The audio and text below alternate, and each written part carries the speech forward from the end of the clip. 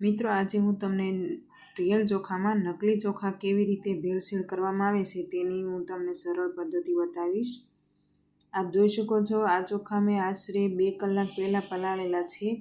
તેમાં જે નકલી ચોખા છે એ તરી અને ઉપર વધારે ફૂલેલા દેખાય છે, જે આપ જોઈ શકો છો. અને રિયલ ચોખા છે એ એના પ્રમાણમાં ઓછા ફૂલેલા છે, જે મેં અમુક બહાર નીકાળેલા છે, જે આપ જોઈ શકો છો. આ રિયલ ચોખા છે અને આ નકલી ચોખા. નકલી ચોખાને પલાળ્યા બાદ આ રીતે આપણે ટચ કરીએ તો આવું રીતે થઈ જાય છે, જ્યારે રિયલ ચોખા એવી રીતે થતા નથી,